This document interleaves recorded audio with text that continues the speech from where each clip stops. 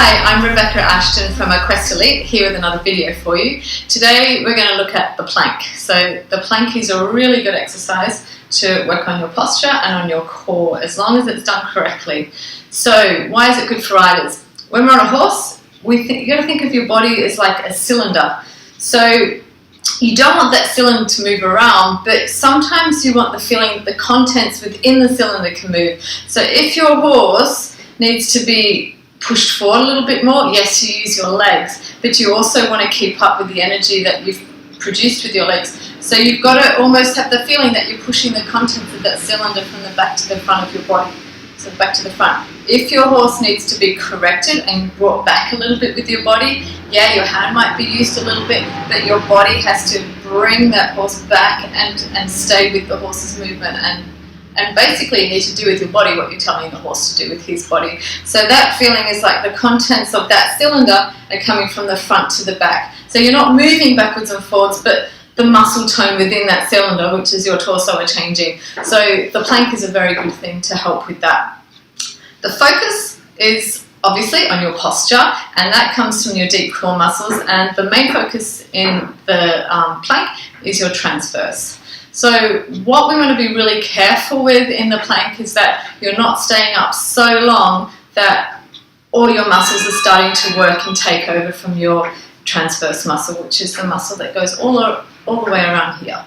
So if you start trying too hard or trying to hold the plank for too long and you're not doing it from a correct place, your other outer muscles, which are really there to move us rather than hold us, will start gripping. And that's not so good for, well, just functioning in general, but also for riding, because you need to be able to give aids, you need to be able to rotate your body, and so these outer muscles need to be able to still move and function. So today I'm going to look at the progressions of the planks, so starting from where you would begin if you've never done a plank before, working up to planking on two big footballs. Okay, so if we start with a plank, if you've never done it before, you're probably best to start on your knees and your hands.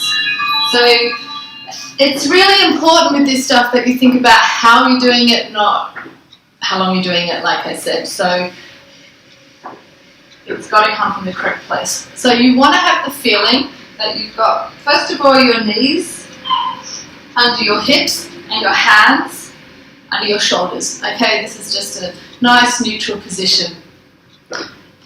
Have a feeling that you're lifting the front of your body up to your back without actually moving the back. So I don't want that to happen. I just want the feeling that you're just holding. Okay, then you can just practice that letting go and then bringing those abs up and holding. Then you can progress to perhaps moving your knees further away and holding that position like this. But you want to be very careful when you do that, that you're not sinking down into your hands and you're bringing your shoulders up to your ears. So make sure those shoulders stay down your back and you have a nice diagonal line through your body. If you progress then onto your feet, so you tuck your toes under and come up. Okay, you still want your hands pretty well under your shoulders there. Things that can go wrong. This is popular, dropping the pelvis down to the floor, so you've got to make sure you hold it up. The other way to cheat is keeping the bum too high. So try to keep this position nice and horizontal and really feel like it's coming from deep within your body, that you're not just Then what you can also do is a plank on your elbows, which a lot of you I'm sure are familiar with, and the same thing, you don't want to drop the pelvis down and you don't want to lift it too high. So just nice and even, keeping a neutral spine and keeping your abs lifting up the transverse muscles.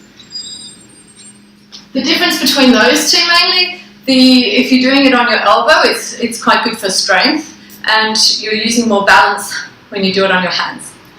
Okay, hold it for, I want to say as long as you can, but not to the point you stop breathing and everything tenses up. You're better to do a little bit and then stop, have a little break, go back to it. The other way you can look at a plank is also side planks.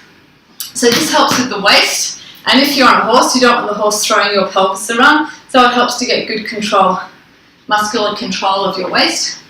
So we can do that here, keeping a nice straight line between the feet, the hip, the shoulder, one hand in front if you want, and this elbow under your shoulder, and you can lift yourself up and hold that. If you feel like your balance is okay, you can take your hand up there and hold that. So you're really working the underside of your body, or you can also do it on your hand. This time your fingers will be pointing away and take your body up. And you can play with that position, stars and things like that, but that's a little more challenging, but not impossible. But the same principles apply. Then, and only then, can you try it on 2 balls. And the nice thing about doing it on 2 fit balls is that it's unstable, so you've got to be a little bit more dynamic in your posture and your balance. So here I've got my 2 fit balls. It's probably best if they're the same height. These 2 aren't, that one's a little bit bigger, but that's okay, we'll cope. So what you can start with is just doing 1 at a time. So you might start, just put that on the side for a sec, with 1 foot. Still keep your hands under your shoulders, your foot on the ball, and then swing yourself up so you're in a nice position. Still working on keeping your neutral spine, keeping the abs lifting up, and just controlling it from deep within your body. So after we've practiced on 1 ball and got that under control, we can move on to 2 balls. So I like to try to start in the position as close to the position on the ball as I can. So that would mean I put my elbows and lower arms on the front ball, and I have put 1 leg on the back ball, and I just swing the other leg up and hopefully stay on. Keep as stable as you can. Keep the abs engaged, keep the shoulders down, and see how long you can hold.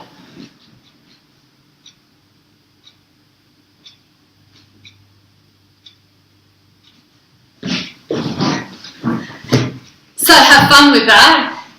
Practice it, but practice smart. So you want to be smart before you work strongly. Enjoy it, ride better, and be nice to your horse.